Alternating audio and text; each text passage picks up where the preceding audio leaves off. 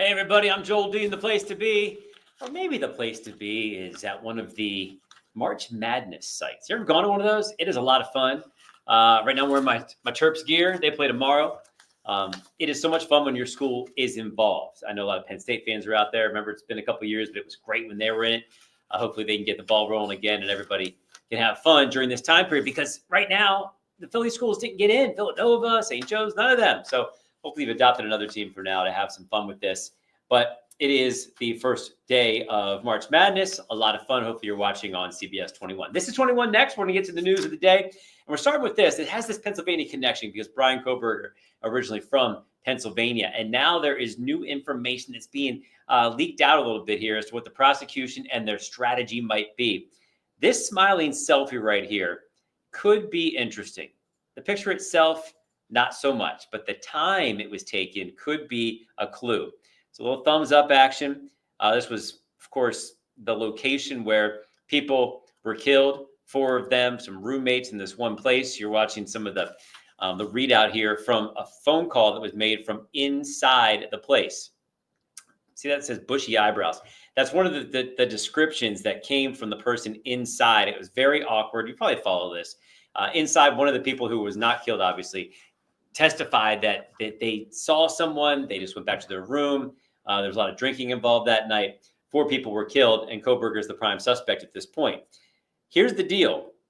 The question is, was the timestamp of that selfie 10:31, about 6 hours after the students were fatally stabbed early in the morning? So this is another piece of evidence they're going to use. There's the 4 victims right there.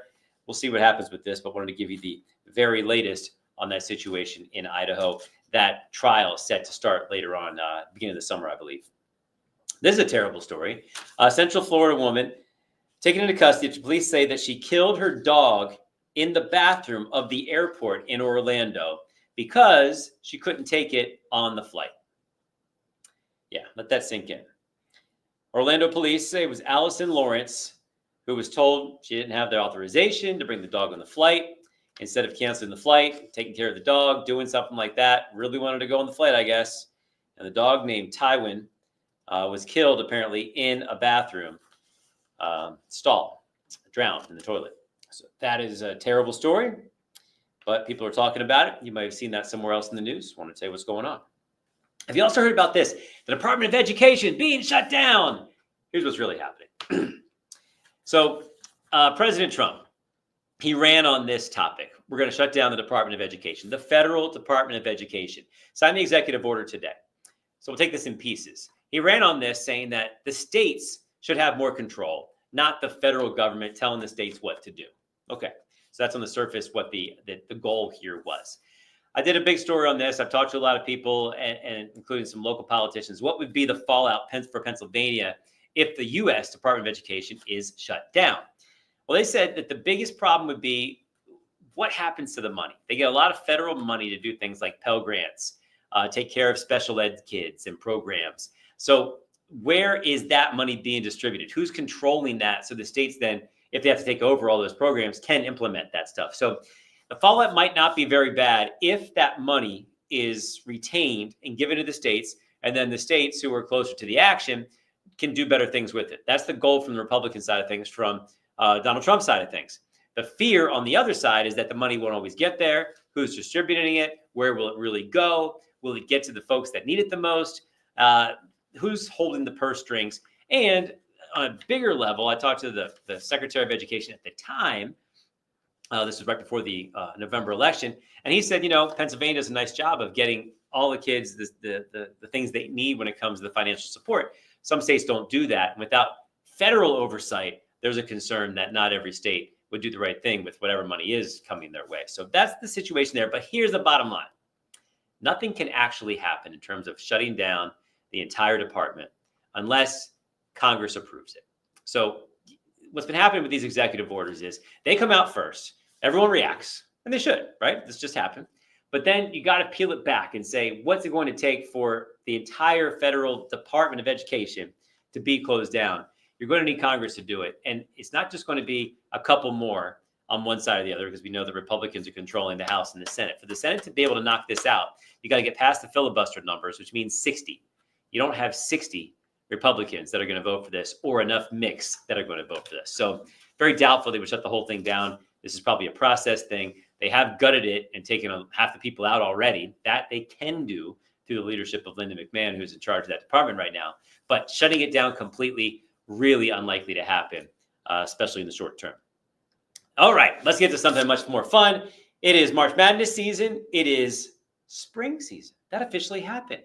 Are your allergies kicking in because, the snot can read the calendar? I don't know. But something that I know, which is always fun on the first day of spring, is Rita's. Quite a tradition. We know about this. You know about this. And the line knows about this. Free Rita's 6-ounce cup on the first day of spring. It is a tradition unlike any other. And you can see a lot of people here, very popular. Hey, the new flavor they try to do every year is not beef jerky, even though we just saw that in the corner. I think that's the next store next to it. Beef jerky and Rita's sounds good to me, actually, separately, not together. But Skittles, there it is. Skittles Ice. I'm curious. I'm going to check it out. I love Skittles. I love Rita's. So combined, why not? I'm on this Lent diet right now. I got to wait a little bit, or maybe go to my Sunday cheat day and see what happens there. That brings us to Mr. Tom Russell to talk about all things Lent. And I'm watching basketball on CBS 21. What do you want? Oh, that's another good thing to do. Have you done a bracket? Yeah, I have 2 brackets. They're both in play. Me too. Day one. Of course, they're in play. There's been like 6 games so far. I'm still alive, Joe. You want to share your Final Four or your winners? I don't have the 4 in front of me, but Duke in 1 and Houston in the other. Okay. The winner. Going Shaw. I do have St. John's going far too, by the way. How about you? I know you got the Maryland. You got Maryland going how far? On one of mine, I have Maryland in the Final Four. Final Four. I like cool. Auburn as well. Yeah, I like Auburn too. And if Auburn doesn't win it, maybe Florida. So okay, we'll see. But I got Maryland beating Florida. Hopefully that'll happen. But one game at a time. It's a lot of fun. I know you barely missed getting Dayton in there. They are number 1 seed in the NIT, my friend. So CBS 21. Dayton Flyers already won. So, yeah. And if you were going to go to Rita's right now, what would you get? It's not free anymore. We passed the point of that. Oh, we already missed it? Yeah. Cherry ice. Classic. Would you get the custard with it? No. I'm just a nice guy. Water ice. I'll do the custard with it. Brings in a whole new flavor. Unbelievable. All right. Have you been outside? I know you've been doing all the reporting and.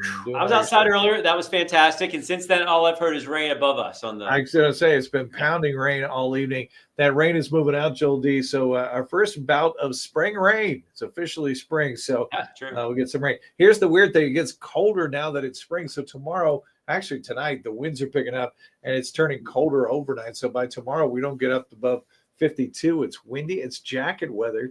And then Saturday doesn't look great either. Cloudy, a few passing showers, upper 50s, and then colder again on Sunday. The high only 50. And if you look at the 7-day here, we're stuck in the 50s for the rest of the month. So I hope you enjoyed this warm week because that looks like normal compared to like your little info at the bottom. I'm glad you brought that up. We're getting back to where we should be. We've been, I think, a little over 5 degrees above average for March. So the first half of March has been a party. Yeah. And now we got to get back to reality. One more thing. The allergies have been kicking in on some people already, but all this rain and wind, we should be good to go, right? Well, the rain helps clean out the atmosphere, but only temporarily. Once the growing season goes, it's gangbusters for pollen. And I saw just in the rain that we had the other night, my grass was already greener. So that tells you the stuff's happening. But right now it's mainly the tree pollen that everybody's going to start to feel. Okay. Thanks, sir. Enjoy the Ritas eventually whenever you can again. All right. You too. All right. Thanks. All right, folks. CBS 21 next is over this time. Make sure that you're always getting those notifications. You know exactly when we're on. And we have the hard-hitting info you need, plus the other stuff. A little bit of everything here on 21 Next. Hope you enjoy it, folks. Have a good night.